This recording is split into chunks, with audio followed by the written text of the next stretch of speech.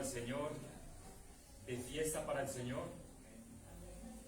Y vamos a hacerlo de una forma reverente, solemne.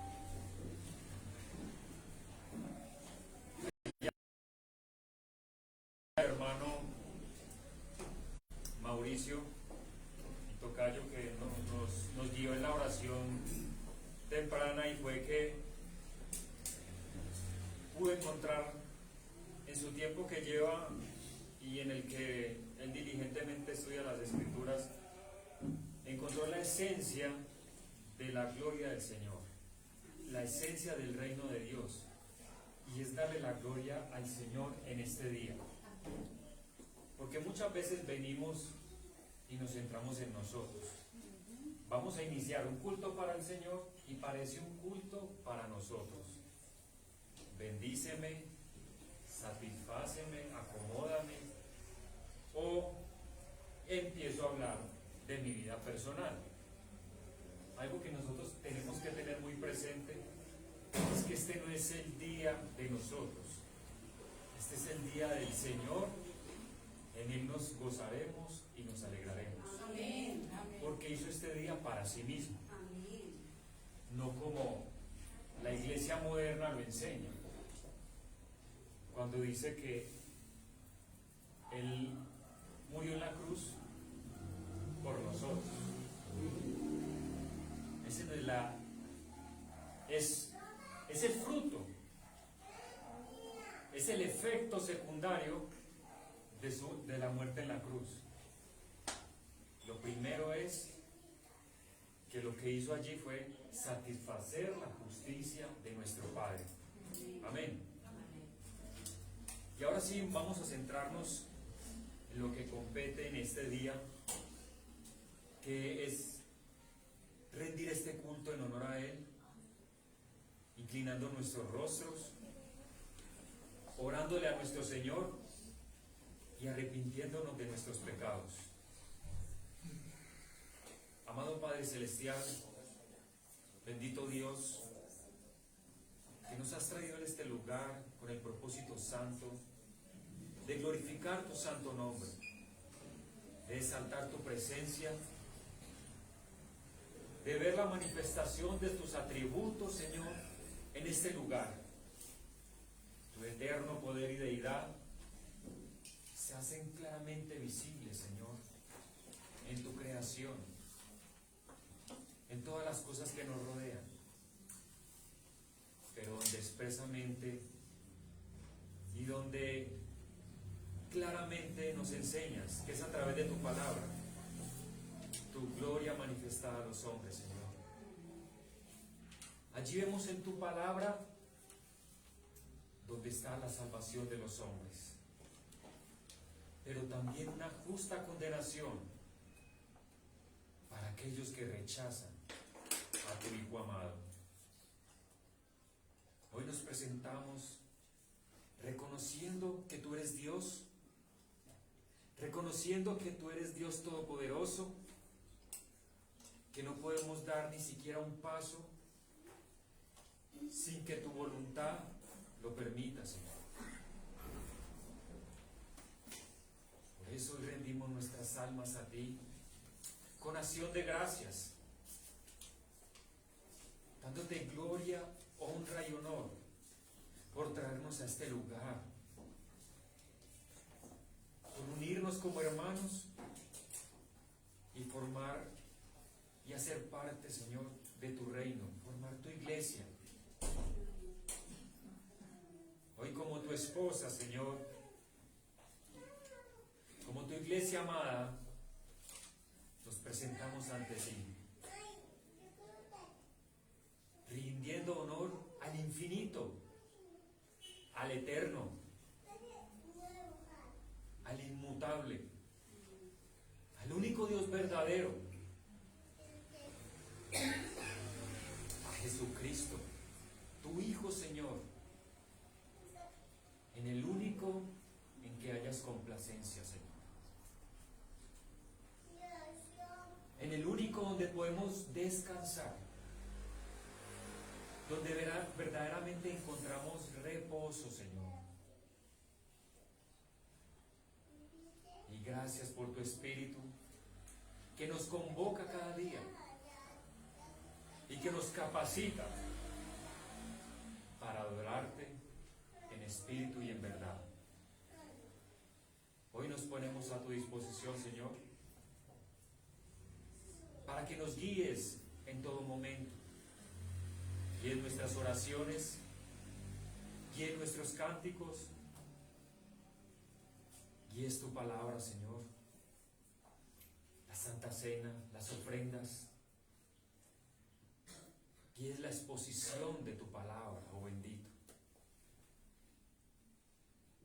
y que nos abandonemos de este mundo en el cual estamos y que nos sumergimos tanto, Señor,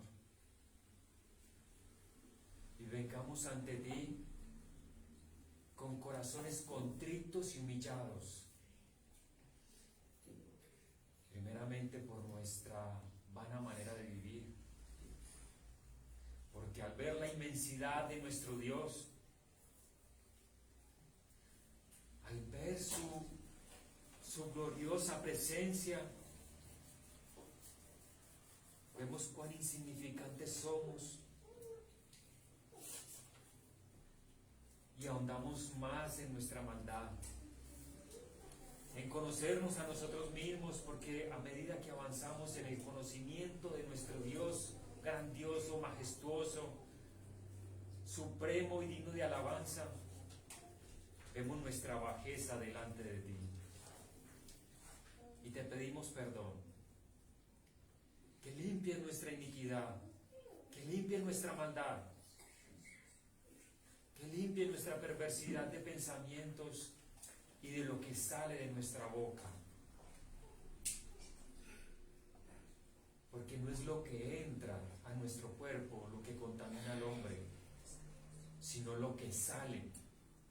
Eso es lo que nos contamina. Nuestros vanos pensamientos, nuestra falsa santidad, que nos hace ver como aquellos fariseos que eran minuciosos en cada detalle de la ley, pero que no vivían el espíritu de la ley.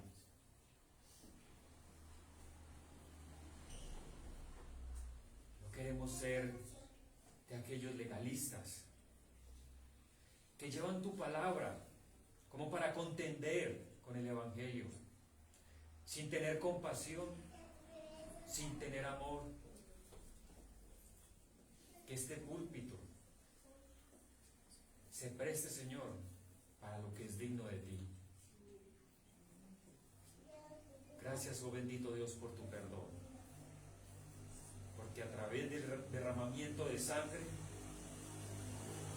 hoy nos presentamos aceptos en el amado,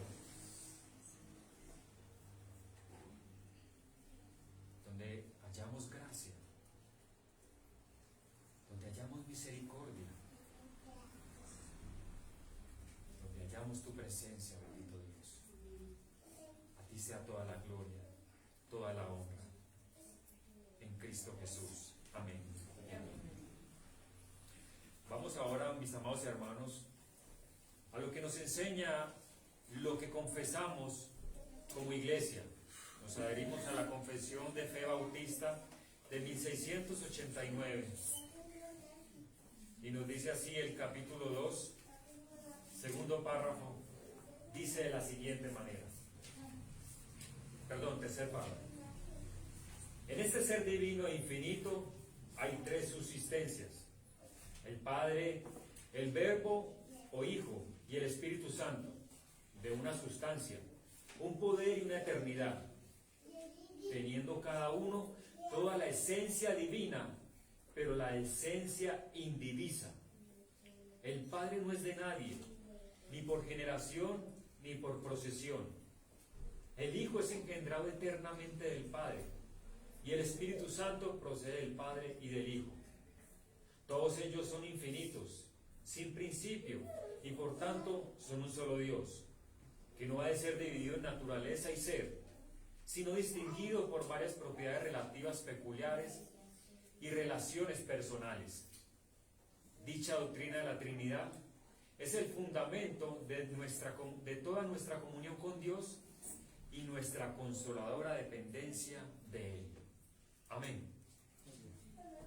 Y de esta misma manera, meditando en esta enseñanza maravillosa, en nuestro Dios Trino, vamos a cantar himnos gloriosos a nuestro Señor.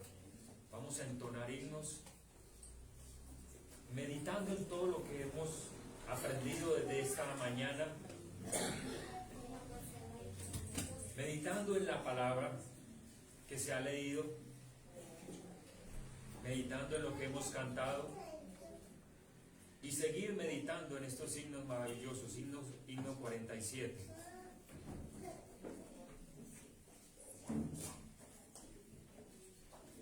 Grandes y maravillosas son tus obras, Señor Dios Todopoderoso. Justos y verdaderos son tus caminos, Rey de los santos, Rey de los santos, Rey de los santos. Ese es nuestro glorioso Señor. Sus obras son maravillosas. Es nuestro Dios Todopoderoso y sus caminos son justos y verdaderos.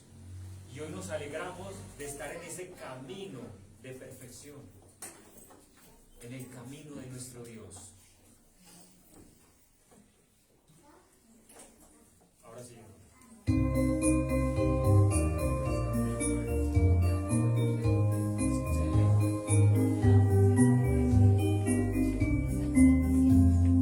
Grandes y maravillosas son tus obras, Señor Dios Todopoderoso. Justos y verdaderos tus caminos, Rey de los santos, Rey de los santos, Rey de los santos. ¿Quién no te temerá, oh Señor, y glorificará tu nombre? Pues solo tú eres santo, por lo cual todas las naciones vendrán y te adorarán, y te adorarán. Aleluya, amén, aleluya, amén. Teme a Dios y dale gloria, porque su juicio ha llegado, y adorar a aquel que hizo el cielo y la tierra, el mar y las fuentes de las aguas. Aleluya, amén, aleluya, amén, aleluya, amén, aleluya, amén. Gracias, Señor, porque hoy podemos temerte a ti, darte gloria, porque su juicio ha de llegar, su juicio está muy pronto. No sabemos si nos corresponderá a nosotros, si nos tocará, pero sabemos que estamos en el tiempo del Señor. Estamos muy cercanos a esa venida del Señor. Vamos ahora al himno 431.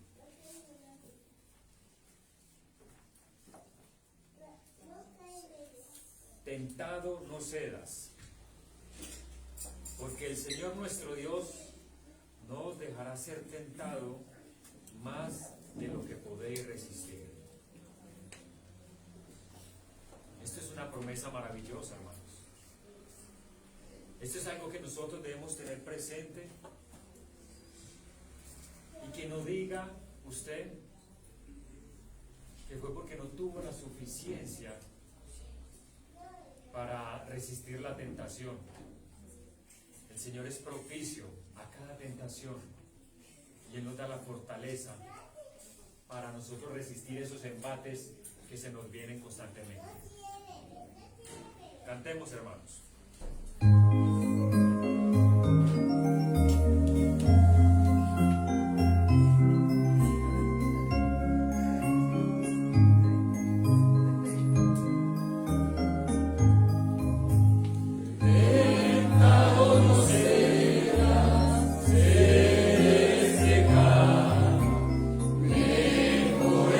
Cristo, luchar y triunfar. Valor pues cristiano,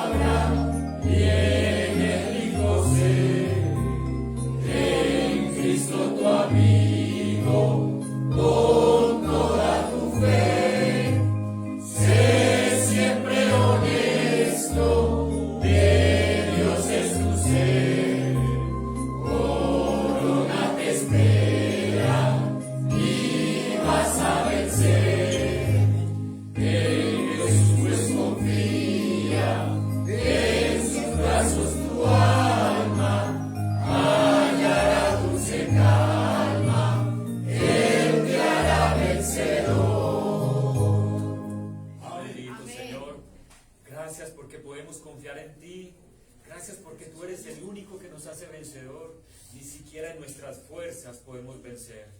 Eres tú, oh Señor, quien guarda a tus santos, a tus hijos, oh bendito. A ti sea la gloria. Vamos al himno 482. Oh, qué amigo nos es Cristo. 482.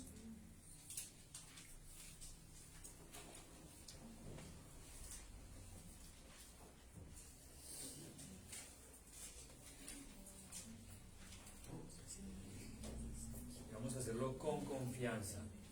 Por nada estéis afanosos, sino sean conocidas vuestras peticiones delante del Señor con toda oración y ruego, porque Él es nuestro amigo y nuestro amigo está aquí con nosotros.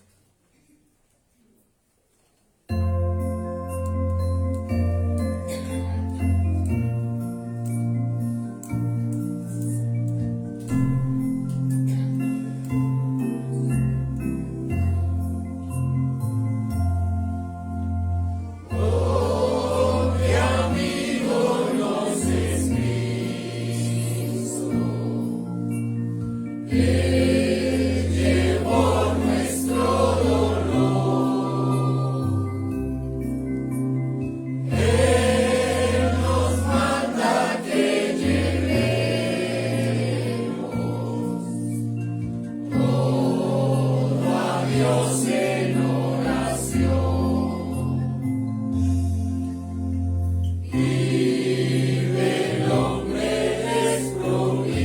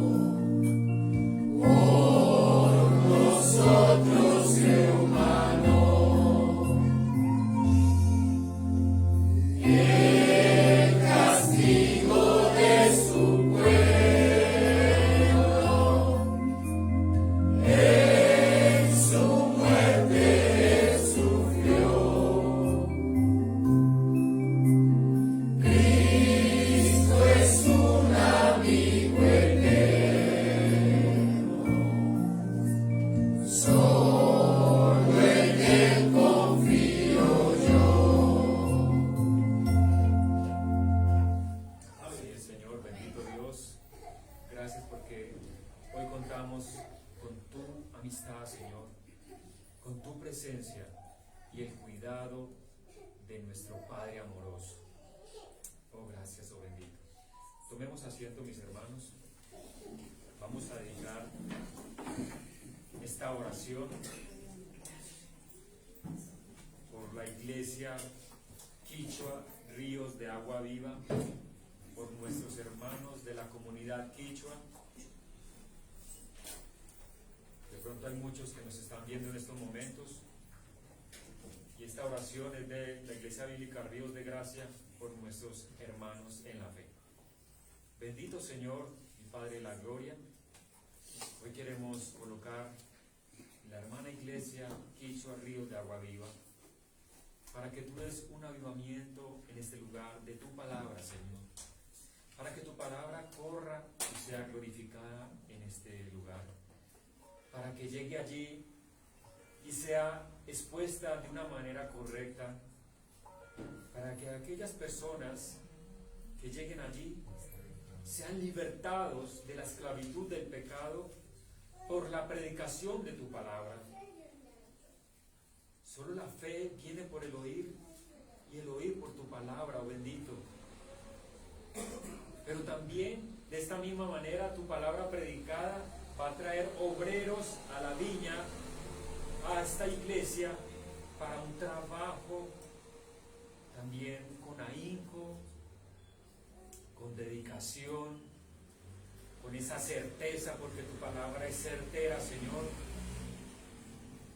para que tu palabra, Señor, llegue como esa espada y derribe todo argumento y todo obstáculo humano y del enemigo. Por eso tu palabra, Señor, corre en este lugar y es glorificada, porque también, Señor, los expositores que tú has puesto allí han sido capacitados lo suficientemente para llevar tu palabra con liderazgo, para llevar tu palabra con un estudio conciso de ella, y que también levantes líderes y discípulos que quieran servir con todo su corazón al extendimiento de tu reino en este lugar. Seas tu Señor capacitándolo lo suficientemente, y que haya en esos corazones de estos siervos un deseo fervoroso por el estudio profundo de las Sagradas Escrituras, para que tu palabra se disperse no solo allí, sino a las comunidades que están cercanas a ellos, y a todos, Señor, que están alrededor de esta iglesia, para que sean contagiados, Señor, por tu palabra. A ti te damos gracias, infinitas gracias, por la obra que estás haciendo allí también con nuestro pastor, apoyándoles y sirviendo con dedicación. A ti sea toda la honra y toda la gloria. Amén. Y de la misma manera, hermanos, que usted lo ha dispuesto en su corazón, que ha venido obrando y trabajando arduamente durante esta semana, vamos a dedicar los diezmos, las ofrendas y contribuciones para el extendimiento de la obra de nuestro Dios. Vamos a hacerlo con dedicación, vamos a hacerlo con todo el corazón. Si usted tiene tristeza en dar, hermano, si usted tiene pesar en dar, es mejor que lo deje allí donde lo trajo. Es mejor que lo deje allí, porque si vamos a servir al Señor es con todo el corazón. No vamos a ser mezquinos cuando vamos a decir que esto es mucho para el Señor, y si vamos a hablar de cifras exactas, pues todo le pertenece a Dios, todo es del Señor. Nosotros estamos aquí solo como mayordomos y administradores, no más.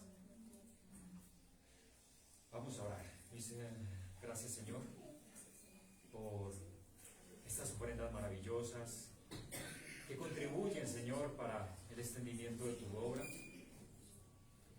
porque es parte de lo que tú has dado a cada uno de nosotros.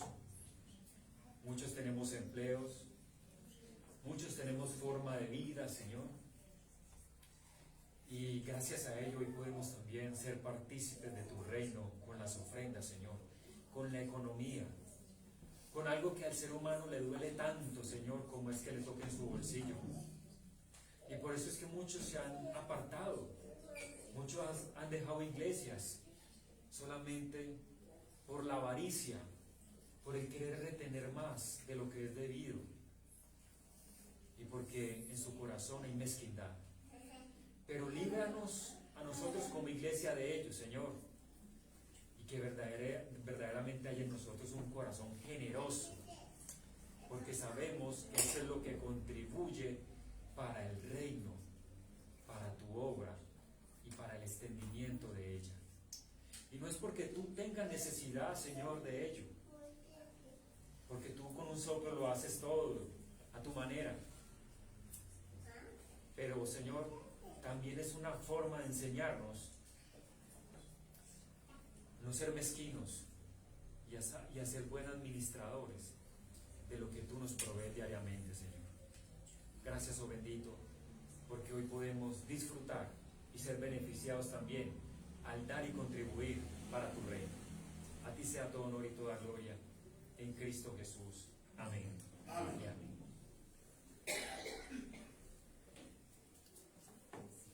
Mientras nuestro hermano Alessandro va recolectando los diezmos y las ofrendas, vamos a disponernos a cantar un himno. Vamos al himno 199.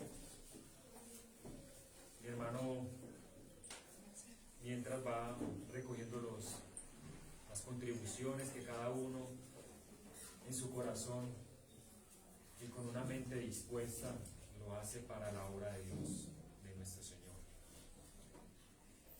Esto es maravilloso poder contribuir. Esto es algo que nuestro Dios cada día nos da esa fortaleza, nos da ese deseo de hacerlo para nuestro Señor. Gracias, hermano.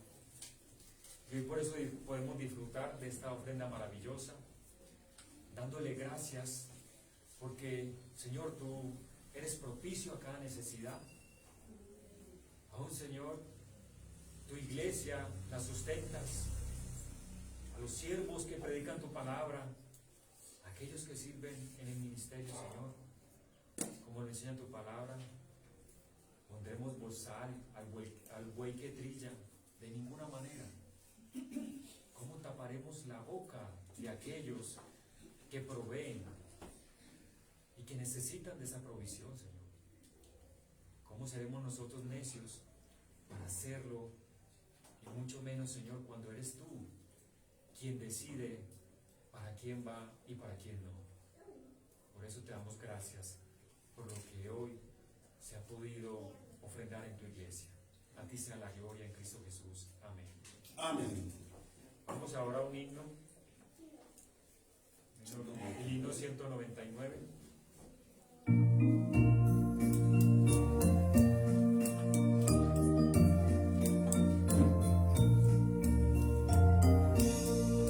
En la vergonzosa cruz padeció por mí Jesús, por la sangre que vertió, mis pecados Él expió, lavará de todo mal, ese rojo manantial. Él me abrió por mí Jesús, en la vergonzosa cruz. Por mí, si fue por mí murió Jesús, en la vergonzosa cruz.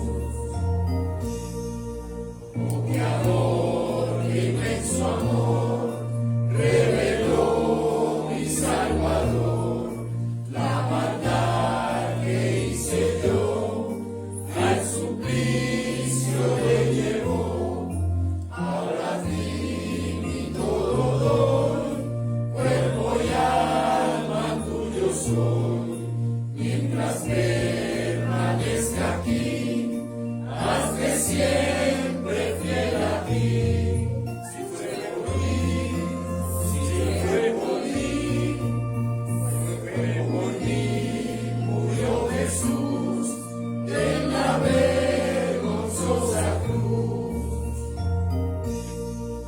Yo de Cristo solo soy, a seguirle presto estoy, al bendito Redentor, serviré con firme amor, sea mi alma ya su hogar, y mi corazón su altar, vida hermana, paz y luz, del Calvario de la cruz. Si fue por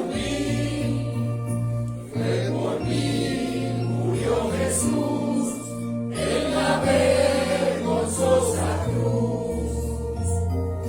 Amén. Bueno, mis hermanos, lo dejo con nuestro pastor Héctor. Gracias, mi hermano. A todos los amados en el Señor, saludo de gracia y paz. La presencia de nuestro Señor Jesucristo está en medio de nosotros y a Él rendimos tributo de gloria y honor en esta mañana. Vamos a inclinar nuestro rostro. Primero vamos a buscar la palabra de Dios. Nuevamente el Evangelio según Mateo, capítulo 27, 45 al 56. Mateo 27, 45 al 56.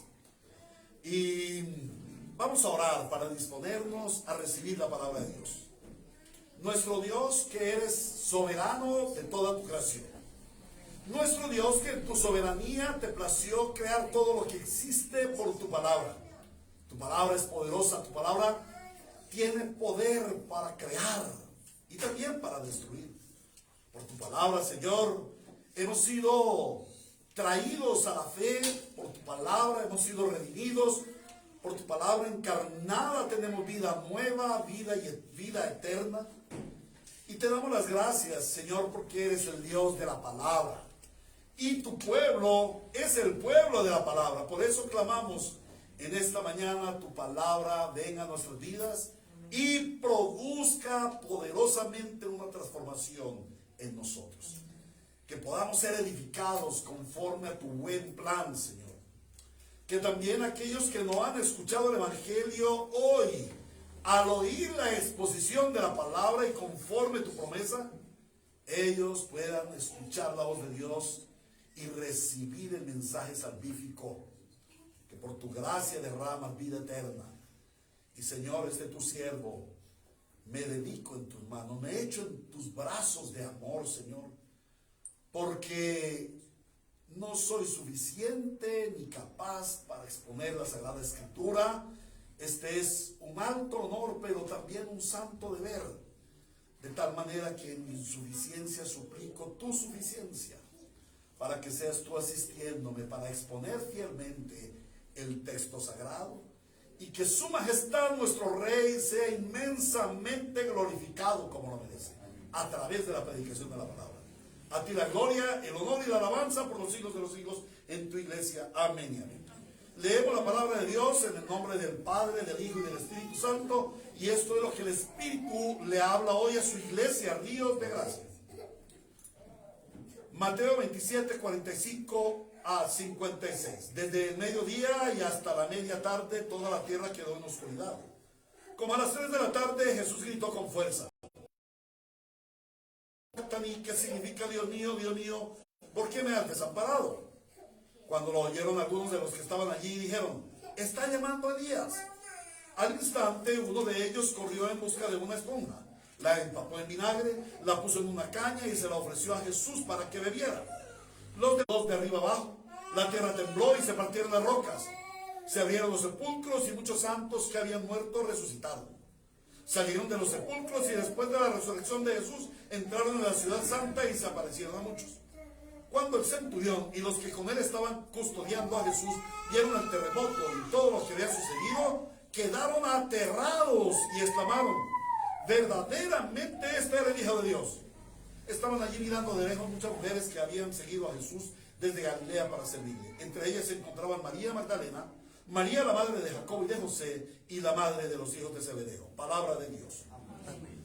Hermanos, podemos sentarnos y prestar suma atención a la explicación de la palabra. La palabra, la predicación de la palabra consiste en tres etapas. La primera es la lectura del texto bíblico, la segunda es la explicación del texto bíblico y la tercera es la aplicación del texto bíblico. Habiendo leído el Evangelio de Mateo, capítulo 27, del 45 al 56, vamos a meditar ahora, vamos a entrar en la meditación de la palabra, en la explicación de la palabra. Continuamos con este texto en el que el Espíritu Santo nos está revelando la gloria de Cristo en su muerte. Generalmente los indoctos, los que no conocen la palabra de Dios, los que no tienen una relación estrecha con Dios, miran la muerte de Cristo como un evento triste, como un evento doloroso, un evento luctuoso. Y ahora que vamos a mirar esto de la Semana Santa, podemos verlo en esa celebración religiosa del tradicionalismo católico romano. Ellos hacen una celebración luctuosa. Vemos a un Cristo sufriente, a un Cristo con la corona, con la cruz a cuestas, y todo el mundo, ay, pobrecito Jesús, ¿cierto? Pero esto sucede porque ellos se enfocan en ese evento de la muerte, como un hecho luctuoso, como un hecho triste. Pero la palabra de Dios no se enfoca en el duelo, en el dolor de la muerte. La palabra de Dios se enfoca en la gloria de Cristo. Cuando los hombres miran la muerte de Cristo como algo luctuoso, están viendo una derrota de Cristo. Pero el Señor no nos revela en la Biblia una derrota de Cristo. Al contrario, aún en la cruz, que pareciera ver a Cristo derrotado, humillado, pareciera que ahí está derrotado. Hoy no está derrotado. Ahí es donde Él obtiene la gran victoria. Y el evangelista Mateo centra su relato en la gloria de Cristo en su muerte. Y a medida que hemos venido estudiando, hemos visto 4 grandes señales milagrosas. La primera que vimos fue la terrible oscuridad que cubrió el mundo. La segunda que vimos es que el velo del templo se rasgó en 2 de arriba hacia abajo. En tercer lugar, la semana anterior estuvimos viendo cómo la tierra se estremeció y las rocas se partieron. Y hoy estaremos viendo el cuarto de esos hechos milagrosos, de esa gran señal milagrosa, y es que los sepulcros se abrieron y muchos muertos resucitaron. Y así se titula el sermón de esta mañana: la muerte de Cristo, séptimo subtítulo, los santos que resucitaron, o santos resucitaron. Y vamos a contemplar 2 aspectos que podemos ver en el texto bíblico. El primer aspecto que vamos a ver es la realidad de la resurrección. Y el segundo aspecto que hoy meditaremos es la esperanza de la resurrección. 2 cosas de esa resurrección de esos muertos. Aquel día, aquel momento en que el Señor Jesucristo murió, cómo resucitaron. Vamos a ver la realidad de esa resurrección. Y en segundo lugar vamos a ver su significado. Y su significado es la esperanza de la resurrección. Veamos pues cómo el Espíritu Santo nos revela la realidad de la resurrección. Los versículos 52 y 53 dicen así: se abrieron los sepulcros y muchos santos que habían muerto resucitaron. Salieron de los sepulcros y después de la resurrección de Jesús, entraron en la ciudad santa y se aparecieron a muchos. Este pasaje es un pasaje muy peculiar, muy misterioso, muy particular, porque no es como un evento repetido, como algo que se repite en los evangelistas u otro escritor del texto sagrado. Este texto o esta mención la registra solamente el Evangelio según San Mateo. Pero esto no implica que no haya sucedido. Hay muchas personas que dicen, uy, esto fue raro, como así que hubo resurrección de muertos, eso no es como muy creíble. ¿Cómo sería eso de que se resucitan los muertos y al tercer día entran en la ciudad y la gente los ve? De allí surgen una serie de preguntas, y este texto es como muy controversial, produce mucha controversia entre algunos comentaristas bíblicos. Pero el hecho de que este sea un texto particular no lo hace menos fiable. No lo hace, no debe producir en nosotros dudas. ¿Será que eso sí pasó? ¿Será que eso tan extraño, qué significa? ¿No? La palabra de Dios es toda la verdad. Toda la palabra es verdad.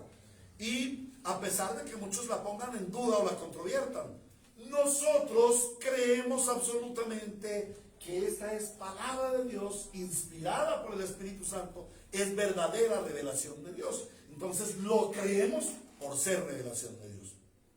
Ahora, de allí surgen muchas preguntas de este texto, muchas preguntas válidas, que cuando nosotros venimos a la Sagrada Escritura debemos ser diligentes en preguntarle al texto, en preguntarle a la palabra: Señor, dinos qué significa esto. Y allí podemos hacer algunas preguntas. ¿Y por qué se abrieron los sepulcros? ¿O cómo es que se abren los sepulcros? ¿De dónde sale eso? ¿Sería consecuencia del fuerte terremoto? ¿Qué fue lo que pasó allí? Otra, ahí dice que hubo que muchos resucitaron. ¿Quiénes fueron los que resucitaron? ¿Por qué no hay registro de ellos? ¿Cuántos resucitaron? ¿Por qué resucitaron esos y no otros? ¿Sí? Podríamos preguntar, ¿sería que allí resucitaron todos los contemporáneos que habían muerto en el tiempo del Señor Jesús? Otra pregunta sería: ¿y cómo fue esa resurrección? ¿Fue una resurrección pasajera, por ejemplo, como la de Lázaro? ¿O fue una resurrección total? ¿Cómo sería esa resurrección? Y otra pregunta: ¿por qué razón se aparecieron solamente al tercer día? Ellos resucitaron el viernes en la tarde, a la hora que muere el Señor Jesús, pero entran a la ciudad y se muestran al tercer día. ¿Por qué? ¿Qué pasó con ellos en ese tiempo? ¿Dónde estuvieron mientras estaban en ese estado de resurrección? Bueno, esas son las preguntas que el texto debe darnos respuestas. Y debido a su característica de ser un pasaje particular, un pasaje único, extraño, dijéramoslo así, el pasaje se ha interpretado de muchas maneras. Se han hecho muchas elucubraciones. Sin embargo, para poder tener una correcta interpretación y un correcto mensaje, nosotros debemos seguir las normas de interpretación. Nos vamos a seguir lo que dice el texto. No añadimos ni quitamos. Si allí no dice que fueron 1000 resucitados, no vamos a decir fueron como 1000 o 5000 o todos los del Antiguo Testamento. Si allí no dice que fueron los profetas y los patriarcas, pues no vamos a decir que fueron los profetas y los patriarcas. Lo que dice el texto es lo que debemos tomar, porque eso es lo que al Señor le ha placido manifestar o revelar. No vamos a especular. Vamos a observar algunos aspectos claros que nos da el Señor. En primer lugar, dice que se abrieron los sepulcros. Dice: se abrieron los sepulcros. No podemos asegurar, no podemos decir: es que eso fue una consecuencia del terremoto. Algunos intérpretes han dicho eso. Como tembló tan fuerte, entonces los sepulcros se abrieron. Bueno, el autor sagrado esto no es lo que dice. Cuando se escribe el Evangelio, el vocablo que usa el evangelista Mateo para se abrieron es el vocablo amoigo, que significa destapar, como una acción, como un verbo, y no como una consecuencia. O sea, fue una acción. Alguien destapó los sepulcros. Bueno, ¿y quién pudo ser ese alguien? Entonces debemos contemplar que allí operó el poder de Dios, abriendo las sepulturas para que aquellos muertos resucitaran. Y este es el énfasis del mensaje, la resurrección de los muertos. En lo que nos debemos admirar es en que resucitaron muertos. En el momento en que Cristo muere, resucitan muertos. No por el temblor, sino porque el poder de Dios abrió los sepulcros y trae a la vida a los que estuvieron muertos. Ahora, luego dice, muchos santos que habían muerto resucitaron. Algunos dicen que fue que como hubo un temblor de tierra, pues los sepulcros se abrieron y los cuerpos de los muertos emergieron de la tierra. Que allí no hay un milagro, que allí no hay una señal, sino que simplemente los cadáveres quedaron expuestos y de allí se hizo como un mito, como una leyenda de que habían resucitado muertos. Pero el Señor no dice esto. El Señor dice que resucitaron. Y la composición usada en el griego es muchos cuerpos de santos. Muchos cuerpos de santos se levantaron. Y el término para cuerpo allí es soma, que no se refiere a un cuerpo sepultado o algo así, sino que se refiere a todo el cuerpo, los huesos, la carne, a un cuerpo viviente. Y esto nos revela que los muertos volvieron a la vida. Aquí se trata de una resurrección verdadera. No es una leyenda, no es un cuentito, no es una cosa que escribió ahí Mateo porque se le dio por escribir, no. Es una resurrección verdadera. Mateo no está escribiendo algo alegórico, Mateo está escribiendo un relato histórico, registra hechos sucedidos. Y en base a eso basados en ello, debemos comprender el texto. Ahora, en una resurrección no salen esqueletos o zombies. Estos muertos resucitaron en un cuerpo ya glorificado.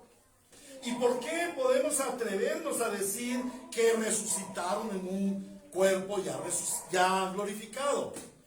El versículo 53 es claro. Dice, después de la resurrección de Jesús, o sea, al tercer día, hago un paréntesis, estos resucitados entraron en la ciudad santa y se aparecieron a muchos. La gente los vio. ¿Cómo iban a ser reconocidos si la gente que los veía no sabían que estos habían estado muertos? Ellos lo vieron y pudieron ver, wow, este ha resucitado de los muertos. Indudablemente ellos tenían un cuerpo reconocible, un cuerpo ya glorificado, porque nosotros sabemos que al tercer día de nuestra muerte, ya el cuerpo se empieza a descomponer absolutamente, ya el gusano entra y se come las carnes, en fin, todo eso. Pero ellos resucitaron y se dieron a conocer, era un cuerpo reconocible. Ahora, respondiendo a la pregunta, ¿y cuántos fueron los que resucitaron? La palabra griega allí es pollu. Allí la palabra griega usada es pollu, que se refiere a una gran cantidad, a abundancia. O sea, resucitaron abundantemente muchos muertos. El Señor dice que fueron muchos. No especifica un número, solamente nos hace ver que eran muchos. ¿Por qué razón podríamos poner un número limitante? La palabra de Dios nos dice que los resucitados seremos en la eternidad incontables como las arenas del mar. Muchos. A veces algunas personas dicen, nosotros no creemos en la teología calvinista porque esto limita el número de los redimidos. Eso es falso. La palabra de Dios dice que somos muchos los que estaremos en el cielo dándole la gloria a Dios. Multitudes, miríadas, millones de millones. incontable como las arenas del mar, porque esa fue la promesa que el Señor le hizo a Abraham. Haré de ti una gran nación. Si puedes, cuenta las arenas del mar o las estrellas del cielo. Así será tu descendencia. Bueno, pues el Señor allí se estaba refiriendo no a los hijos de Abraham, sino se estaba refiriendo a los redimidos en Cristo Jesús. Entonces es una multitud y esperamos ver, estar en el cielo con multitud de hermanos redimidos. Amén. Entonces podemos ver que fueron muchos los que se levantaron de entre los muertos. ¿Quiénes fueron esos que resucitaron? La palabra dice que santos. Allí la palabra en griego es hagios, que significa consagrados, separados. Esto quiere decir que los que resucitaron no fueron un poco de gente ahí, sino que resucitaron creyentes en Cristo, creyentes en la resurrección. ¿Y quién es el primogénito de la resurrección? ¿Quién es el primero de la resurrección? Jesucristo el Señor. Y no porque fue el primero que resucitó. Algunos dicen, mire, la Biblia se contradice, porque dice que Jesús es el primero de la resurrección, pero ya en el Antiguo Testamento vimos la resurrección, ¿cierto? ¿Se acuerdan de Eliseo? Que Eliseo, perdón, ahí me equivoco, siempre me confundo, ¿fue Eliseo o fue Elías? No, que cuando Eliseo, que cuando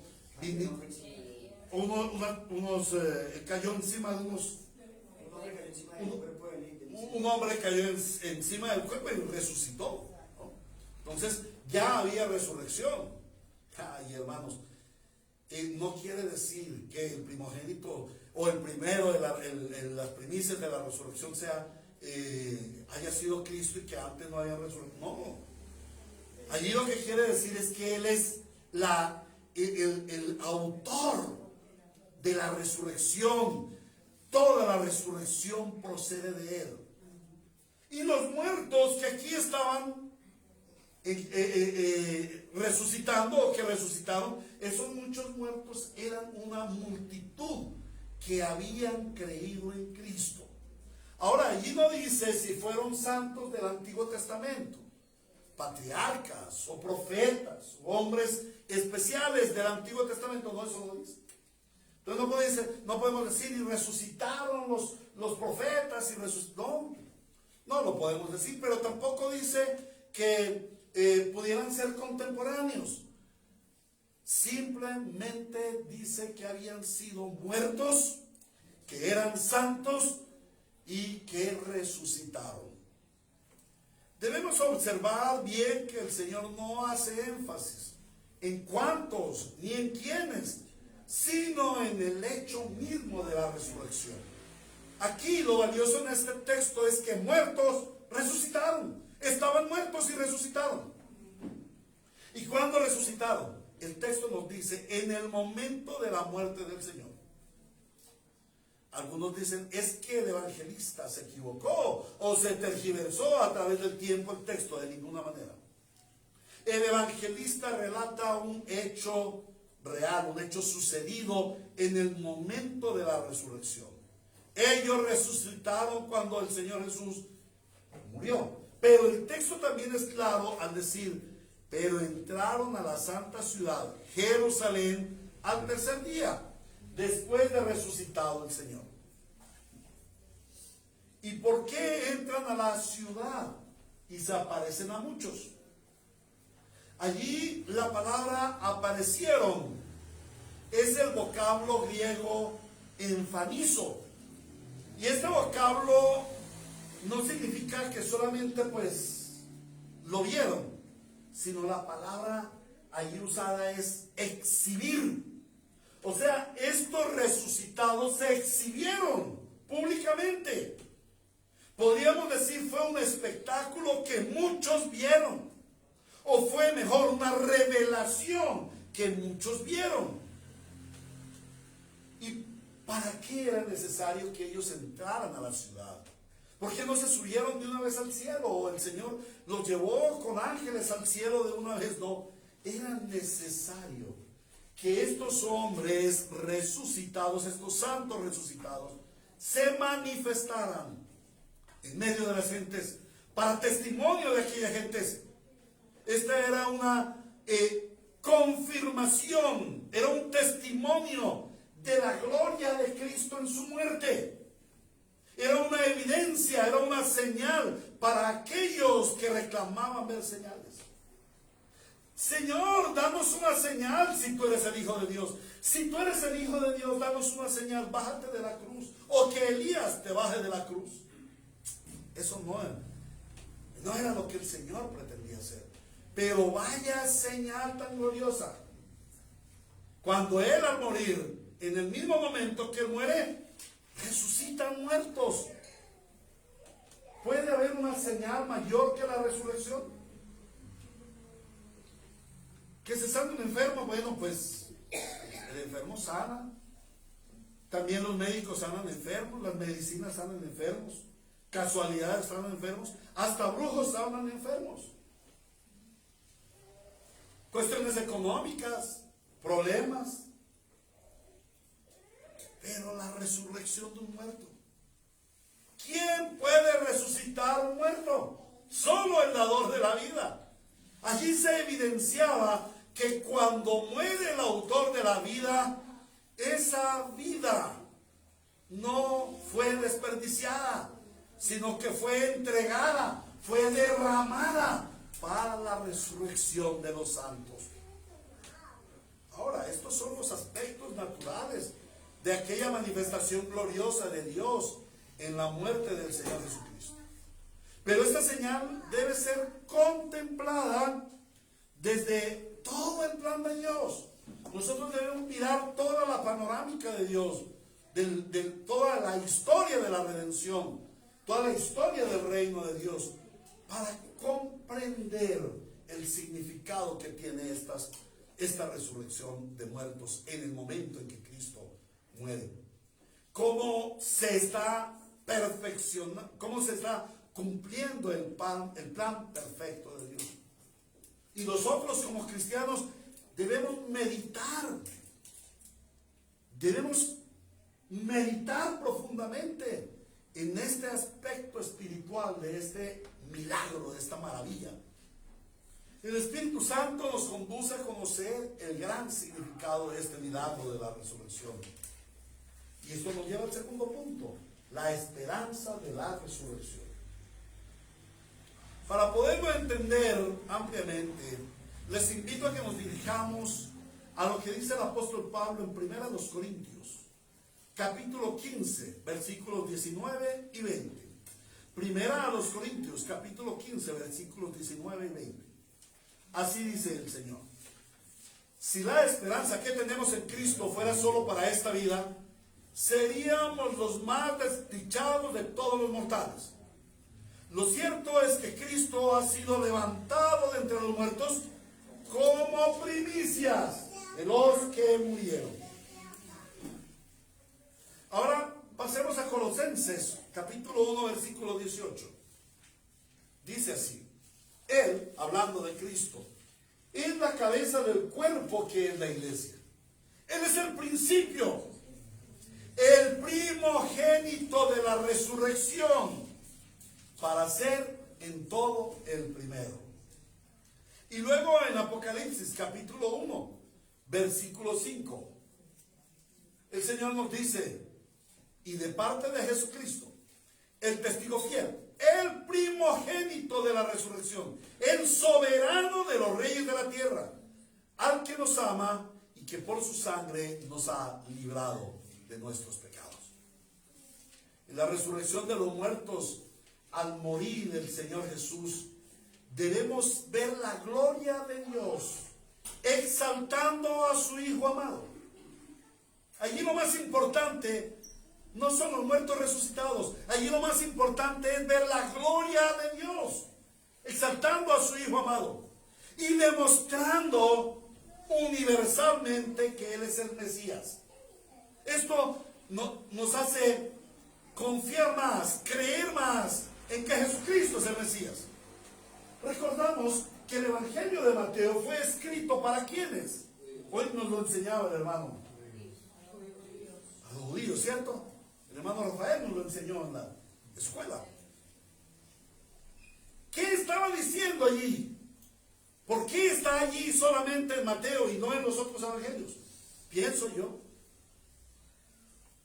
El apóstol, el evangelista Mateo, estaba escribiendo a sus hermanos y diciéndoles: aquí hay otra prueba fehaciente de que Jesús es el Mesías enviado. Al que ustedes mataron, Él es el Hijo de Dios, el enviado de Dios, el Mesías prometido. Y se certifica en que cuando Él muere, el Padre lo glorifica, resucitando a los muertos.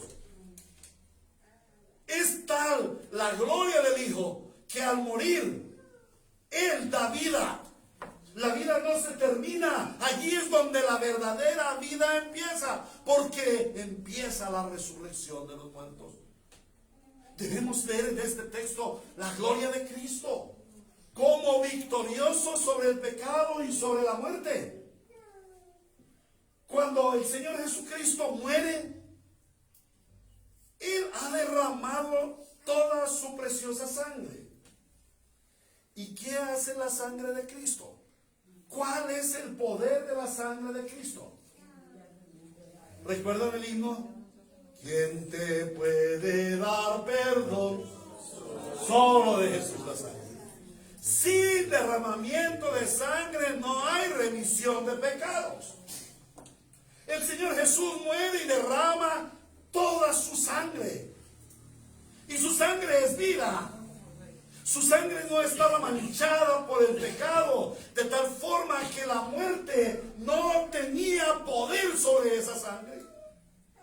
Y la sangre salió del cuerpo de Cristo, pero siguió fluyendo vida en la tierra que tocó. E inmediatamente se levantaron estos muertos en una resurrección verdadera. Cuando Cristo muere, vence el pecado. Y al vencer el pecado, entonces está pagada la deuda. Y se invalida el poder del pecado, que es la causa de la muerte. Por ello, como demostración del poder salvífico, se sucede esta resurrección. Los que estuvieron muertos por el pecado, ahora, por la muerte de Cristo, reciben vida. Pero esta resurrección también debe ser vista como parte del ministerio de Cristo, o es el ministerio fundamental de Cristo. ¿Cuál es el ministerio fundamental de Cristo? Al morir en la cruz, ¿cuál es el ministerio fundamental de Cristo? La gloria del Padre. La misión del Señor Jesús no es tanto salvar. El salvar a los redimidos es una consecuencia. Pero la obra más importante es reivindicar al Padre. Reivindicar al Dios que fue terriblemente ofendido con nuestro pecado. Y así debemos verlo. La resurrección de estos muertos debe ser vista como parte de la vindicación al Padre por nuestros pecados. A través de esta resurrección de muchos muertos, Cristo está presentando al Padre la gran victoria de que su plan eterno de formar un pueblo para su gloria finalmente se está cumpliendo. Y estos resucitados son una muestra inicial de la gran resurrección en el día final. Aquellos resucitados que nos antecedieron en este momento están delante del trono celestial, cumpliendo la misión para la cual fueron creados y para la cual fueron redimidos y para la cual fueron resucitados. Rendir toda gloria, honor y alabanza a nuestro santo Dios. Ahora, esta manifestación de la gloria de Dios en la resurrección de aquellos muertos ha de traernos a los santos creyentes el más grato consuelo y la más segura certeza. Porque esa es la centralidad de nuestra fe. Hebreos capítulo 11, versículo 1. Hebreos capítulo 11, versículo 1. Ahora bien, la fe es la garantía de lo que se espera y la certeza de lo que no se ve. Y vamos a seguir leyendo, porque solamente tomé el versículo 1, pero hay mucho más allí. Hebreos capítulo 11. Ahora bien, la fe es la garantía de lo que se espera y la certeza de lo que no se ve. Gracias a ella fueron aprobados los antiguos. ¿Qué aprobó a los antiguos para que fueran resucitados aquel día?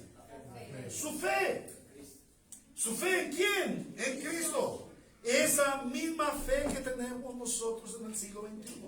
Es el mismo Cristo. Es la misma redención. Dice, por la fe entendemos que el universo fue formado por la palabra de Dios, de modo que lo visible no provino de lo que se ve. Por la fe, Abel ofreció a Dios un sacrificio más aceptable que el de Caín, por lo cual recibió testimonio de ser justo. O sea, uno de los santos, de pronto allí pudo haber resucitado a Abel. No lo dice, pero pudiera haber sido uno de los que resucitó. Y dice, pues Dios aceptó su ofrenda, y por la fe, Abel, a pesar de estar muerto, habla todavía. Por la fe no fue sacado de este mundo sin experimentar la muerte. No fue hallado porque Dios se lo llevó. Pero antes de ser llevado recibió testimonio de haber agradado a Dios. ¿En qué consiste esa fe? Nuestra fe consiste en una certeza, en una garantía de lo que esperamos. Y es triste saber que este texto es usado por muchos indoctos y por ese movimiento de la prosperidad para traer falsas esperanzas a las gentes. Y decir, la fe es pues la certeza de lo que esperamos. ¿Qué esperas tú? Mira, si tú esperas una linda casa, por la fe la recibirás. Si tú esperas un carro bonito, bueno, por la fe lo recibirás. Porque la fe es la certeza de lo que esperas. Espera y te llegará. Falso, hermanos. Esa no es la fe del creyente. Esa es la fe del codicioso. O es una falsa fe. Porque eso no actúa así. Eso no es un mago aladino. No, la fe es la esperanza, es la certeza, es la garantía de lo que esperamos. ¿Qué esperaron nuestros antepasados? Del Antiguo Testamento, ¿qué esperaron aquellos antepasados? La venida del Redentor, la venida del Mesías. ¿Y cuál era la esperanza cuando viniera el Mesías? La resurrección. Cuando venga el Mesías, nosotros resucitaremos. Por eso Abraham llevó a su hijo al sacrificio. Porque él sabía que el que le pidió el sacrificio levantaría a su hijo de entre los muertos. Y esa es la esperanza que tenían los antiguos. Y fueron muchos de esos que tuvieron esperanza, certeza en la resurrección por medio del Mesías. Que aquella tarde, cuando Cristo exhaló su último aliento, ellos fueron resucitados de entre los muertos. Esta resurrección de muchos muertos, como lo dice 1 Corintios capítulo 15, versículo 20, son las primicias. ¿Y qué son las primicias? Las primicias son los primeros frutos de la gran cosecha de redimidos. Son los primeros frutos. Esos muchos muertos, no sabemos cuántos fueron, pero fueron muchos, fueron muchos, cantidades alarmantes. Esos muchos que resucitaron, solamente son un pequeño manojo de la gran multitud de los redimidos. Y esa resurrección de aquellos muertos nos da a nosotros la garantía de que la resurrección prometida a los santos será una gloriosa, o es una gloriosa realidad. Por medio de esta señal, el Señor Jesús nos garantiza que sí hay resurrección de muertos. Sí la hay. A pesar de que muchos controvierten, a pesar de que yo escuchaba a un cristiano diciendo: comamos y bebamos que el mundo se va a acabar. Mañana moriremos si esto se acaba. No, hermanos. No fuimos redimidos para que comamos y bebamos. Claro, hay que disfrutarlo porque el Señor lo da. Pero fuimos redimidos para la esperanza gloriosa de la resurrección. Y esta señal que dio el Señor Jesús al morir, resucitando multitud de muertos, nos garantiza que sí hay resurrección de muertos y que nuestra esperanza no es vana. Tenemos una ciertísima esperanza. Como creyentes debemos comprender el gran significado que el Señor le da a la muerte de su Hijo en la cruz. Para nosotros los cristianos, la muerte de Cristo debe ser el eje central de nuestra vida, de nuestra esperanza. Debe ser el eje central de nuestra vida, de nuestra esperanza de vida eterna. Pero también debe ser el eje central de nuestra vida terrenal. Nuestro diario vivir debiera estar centrado en contemplar la muerte de Cristo y su gran significado. Contemplar el valor de sus sufrimientos vicarios, pero también contemplar su gran victoria en favor de los redimidos y la gran gloria manifestada en el momento de su muerte. ¿Cuánto nos ponemos nosotros a meditar en la muerte de Cristo? Para muchos, esta es la primera vez que escuchan esta palabra, o que se presta atención a esta palabra, o que en un sermón han escuchado esta palabra. La esperanza de la resurrección. Cómo aquellos muertos que resucitan son como un primer manojo de primicias presentadas por el Hijo al Padre, anunciando la gran cosecha venidera. Por eso debemos meditar, centrarnos, ir más a la meditación de la palabra. Y ahora observemos de manera resumida tres aspectos de la gloriosa victoria de Cristo muriendo en la cruz. Este ya sería un resumen de los 4 últimos sermones. La gloriosa victoria de Cristo muriendo en la cruz en beneficio de sus redimidos, que nos refiere William Hendricks en su comentario a Mateo. Me gustó mucho y por eso lo quiero compartir. En primer lugar, vemos la cortina rasgada. Y la cortina rasgada nos anuncia el libre acceso que tenemos los redimidos a la presencia del Señor. Tenemos libre acceso por la muerte de Cristo. Ahora tenemos libre acceso a la presencia de nuestro Padre, al santuario, a sus moradas celestiales. Pero la pregunta es, ¿y cada cuánto estamos entrando a la morada de nuestro Padre? Al santuario. ¿Cuántos de nosotros permanecemos en el santuario? ¿Cierto que no? ¿No es la prioridad de nuestra vida? ¿Cierto que esa no es la prioridad de nuestra vida? Pero conocer todas las virtudes de Cristo en su muerte, esto se debe convertir en la prioridad de nuestra vida. El pensar que el Señor Jesucristo al morir, que Dios, cuando murió el Señor Jesucristo, rasgó el templo como evidencia de que por Cristo, por su cuerpo rasgado, nosotros tenemos entrada permanente a la gloria del Padre, a sus moradas celestiales. Y saben una cosa, debiéramos meditar en cómo no salir de allí. Nuestra meditación no debe ser cómo puedo yo permanecer ante la gloria de mi Padre, sino cómo no debiera yo salirme de la gloria de mi Padre, de su santuario, de sus moradas. Porque saben algo, ese es el lugar más deleitoso que puede tener el hombre. Ese es el verdadero Edén, lo que vivió Adán en la creación. Es lo que el Señor preparó para nosotros, estar en sus moradas eternas. Para eso fuiste redimido. No procures cómo entrar, Cristo ya lo logró. Dios ya lo hizo, rasgó el velo del templo y puedes entrar. Ahora, procura no salir.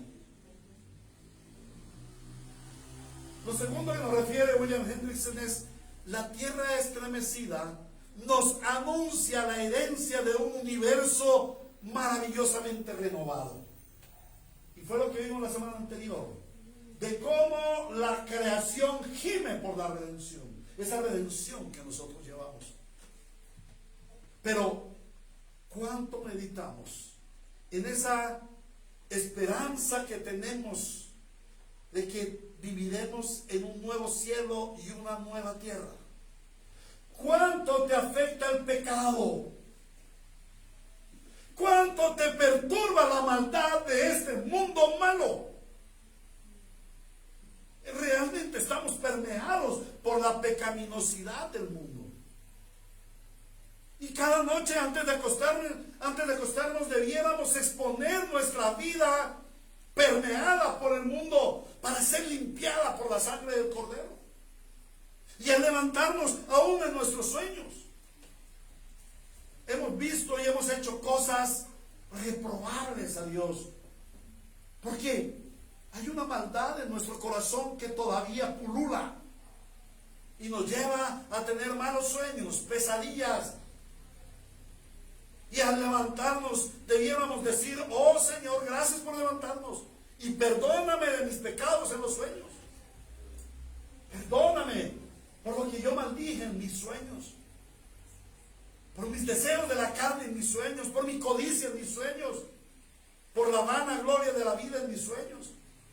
Perdóname, Señor, porque eso es solamente una manifestación mental de lo que hay en un corazón seriamente afectado por el pecado. Pero meditamos en la renovación que va a hacer el Señor, en la renovación que ya hizo el Señor en nosotros. Esperamos un cielo nuevo, una tierra nueva, un universo maravillosamente renovado. Pero ¿cómo viviremos en un universo maravillosamente renovado si nuestro cuerpo todavía está contaminado por el pecado? Y en tercer lugar, William Hendrickson nos habla: la resurrección de muchos muertos nos anuncia y certifica nuestra resurrección en el día final, que es lo que hemos visto. Y esto nos lleva a meditar profundamente. ¿A qué aplicaciones hemos de llegar? La palabra de Dios debe producir en nosotros una transformación radical de todo nuestro ser. El Señor nos da su palabra expuesta para que nuestros pensamientos sean renovados conforme al pensamiento de Dios, conforme a la mente de Cristo. Y estos pensamientos renovados, a través de la predicación de la palabra, a través de la exposición de las Escrituras, han de conducirnos a una forma renovada de vida. Si tú no tienes un pensamiento renovado, tu vida jamás va a ser renovada. ¿Y cómo vas a renovar tus pensamientos? Solamente meditando en la palabra de Dios, comiendo palabra de Dios, sumergiéndote en la palabra de Dios. No solamente el domingo en el sermón, a diario, en cada momento. Haz un alto en tu vida y di: Señor, renueva mi pensamiento, para que un pensamiento renovado renueve mi vana manera de vivir. La palabra debe producir en ti una gloriosa transformación. Y la palabra de hoy debe transformarte en un pensamiento que ha sido carnal, anclado a este mundo pecaminoso, a este mundo mortal, a este mundo pasajero. Y hoy la palabra debe conducirte a la esperanza gloriosa de la resurrección. Y decir, yo quiero empezar a vivir para la resurrección. Yo quiero empezar a vivir para ver, para contemplar, para estar en la gloria eterna de mi Padre, que me ha redimido en Cristo Jesús. En segundo lugar, como creyentes en Cristo, tenemos una muy grave actitud, y es que poco meditamos en la gloriosa victoria de Cristo en la cruz y en la certeza de nuestra resurrección. Como creyentes vivimos muy anclados al reino de este mundo y muy desapercibidos del reino venidero. Y esta palabra que hoy hemos meditado debe conducirnos a un arrepentimiento, a una acción. Arrepentimiento es un verbo, una acción que demanda un cambio absoluto. Metanoeo o metanoia, como es el vocablo en griego, significa un giro de 180 grados. En mi vida como pecador me dirijo hacia la muerte, hacia el pecado, hacia la corrupción. El pecado me domina, pero la vida de Cristo produce en mí un metanoeo, una metanoia, que hace que mis caminos sean transformados, renovados. Lo que antes vivía para muerte, ahora lo vivo para vida. Lo que antes vivía para pecado, ahora lo vivo para santidad.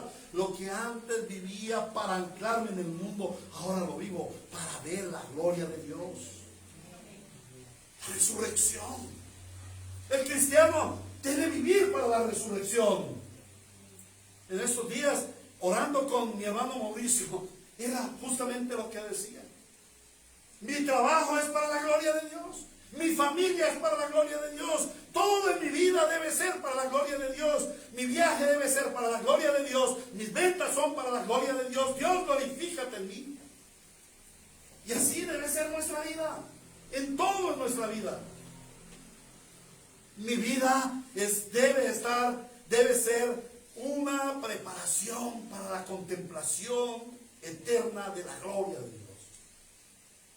Y empezar a desanclarme de este mundo y quitarme de esos afectos carnales y pecaminosos para vivir para la gloria de Dios. Esa es la realidad de la vida del cristiano. Ahora, en tercer lugar, al meditar en este mensaje, debemos ver que el propósito de Dios para con nosotros es el de formar un pueblo para su gloria. Y ese plan perfecto demandó la vida de su Hijo. Si el Señor Jesucristo no nos hubiese redimido, en nosotros solo quedaría una horrible expectación de juicio. Pero Cristo nos redimió para ser instrumentos fieles de la gloria a nuestro Dios. El conocer las verdades de la resurrección ha de conducirnos a vivir una vida de suprema adoración. El saber que voy a ser resucitado debe conducirme a tener una mayor piedad, un mayor amor por quien me dio vida y me da resurrección. Mirarle y adorarle, contemplarle, exaltarle, vivir para Él, comprometerme con Él. El ser beneficiarios de tan gloriosa promesa debe producir en nosotros un fervor para proclamar el reino de Dios. La palabra de Dios dice: de gracia recibisteis, dad de gracia. Hemos recibido de gracia el don de la vida nueva, de la vida eterna y la esperanza de la resurrección. Y yo les pregunto a ustedes, allá afuera hay un mundo que ¿cuál es el mayor problema de ese mundo? No tienen esperanza de una vida venidera. No saben siquiera qué es una vida venidera. Por eso ellos cifran sus esperanzas en este mundo, en sus pecados, en sus diversiones, en sus guerras, en sus lujurias, en sus gulas, en sus borracheras, en sus vicios. Por eso su vida está centrada en eso, porque para ellos no hay esperanza. Cuando yo vivía allí no tenía esperanza. Ellos no tienen esperanza. ¿Y quién les llevará la esperanza? El que ha recibido de gracia, llevará de gracia para que ellos reciban la gracia de la salvación y de la esperanza de la resurrección. Por eso el Señor nos dice: vayan y hagan discípulos de todas las naciones, anuncien el reino de Dios. El reino de Dios presente y el reino de Dios venidero. Ellos necesitan la esperanza de la resurrección. Y ellos pueden ser tu mamá, tu hermanita, tu hijo amado, tu primito, quizás tu novio o tu novia. Ellos necesitan la esperanza de resurrección. ¿Y quién puede llevarles esperanza de resurrección? Los que ya tenemos esperanza de resurrección. Entonces corramos a predicarle al mundo que no se mueran en su desesperanza, en su horrible expectación de juicio, la cual ellos desconocen, pero que la presienten, sino que vivan para la gloriosa esperanza de la pronta venida de Cristo, la resurrección de los muertos y la vida de la gloria en el mundo futuro. Que sea nuestro Señor asistiéndonos para poner en práctica lo que hoy hemos aprendido. Solo a Dios nuestro Señor sea la gloria en su iglesia, ríos de gracia, por siempre. Y que la iglesia bíblica, Ríos de Gracia, sea una iglesia que permanece fiel en la esperanza de la resurrección. Que algunos dirán: ¿por qué el pastor todos los domingos tiene que hablar de temas tan repetitivos? Pecado, arrepentimiento, vida eterna, resurrección. Bueno, pues ¿qué es el evangelio, hermanos? Y el Señor nos dice: vaya y prediquen este evangelio del reino. Este es el evangelio. Que seamos fieles a la esperanza de la resurrección. Que cuando su siervo se equivoque y no mencione la esperanza de la resurrección en sus sermones, se levanten, hermanos, y vengan y me digan: pastor, hoy te faltó exponer la esperanza de la resurrección. Y esto es un tema vital en la presentación del evangelio.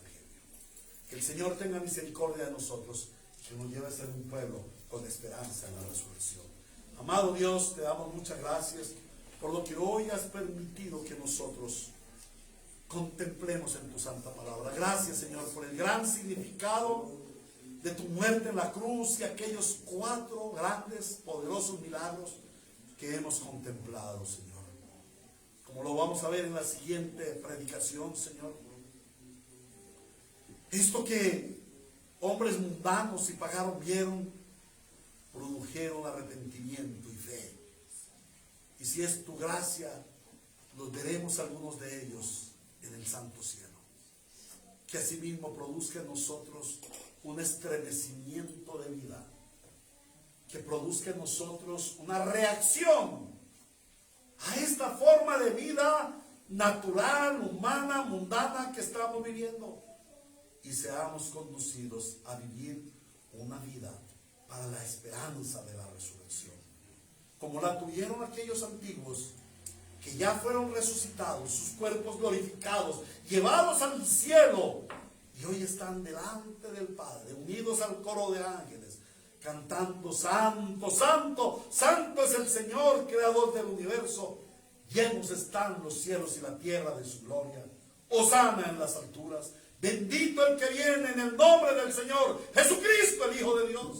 Hosana en las alturas al que nos da la resurrección, al que nos vivificó y al que nos tiene preparados para la gloria eterna por su gracia. Bendito sea nuestro Dios y bendito es el pueblo que Él escogió para su gloria. Que seamos fieles a ti, Señor. Te lo suplicamos en Cristo Jesús. Amén y amén.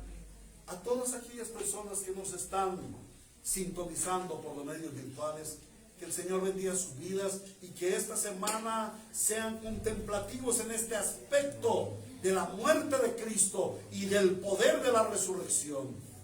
Que el Señor les bendiga y les guarde, que haga brillar su rostro sobre ustedes y les dé paz. hasta el próximo domingo a las 9:15 de la mañana en la escuela dominical y a las 10:15 en el culto al Señor. Dios les bendiga.